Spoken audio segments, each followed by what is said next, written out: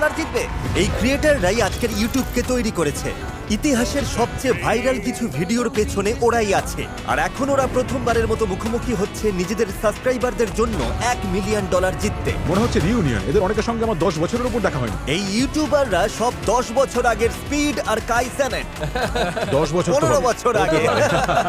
আমার 17 বছর বয়সের কম্পিউটারের সাবস্ক্রিপশন লিস্ট চেক করলে এই কিউবের ক্রিয়েটারদেরই পাওয়া যাবে। যখন ছোট ইউটিউবার ছিলাম ফেজে জয়েন করতে চেয়েছিলাম, তোমরা নাওনি। আমরা তখন অনেক বড় সুযোগ মিস করেছি। এখন জয়েন করতে পারি?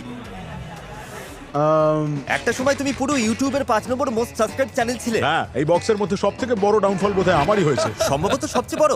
আমারও তাই মনে হয়। ফ্রেডের চ্যানেলটি প্রথমে ইউটিউবে 1 মিলিয়ন সাবস্ক্রাইবার পার করেছিল।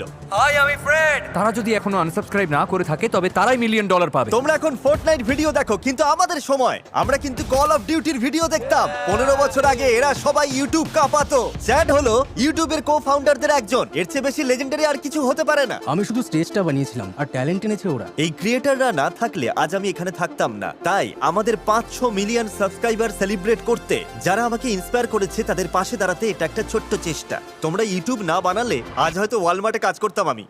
ঠিক আছে, তাহলে শুরু করা যাক। ফ্লোরটা চেঞ্জ করো।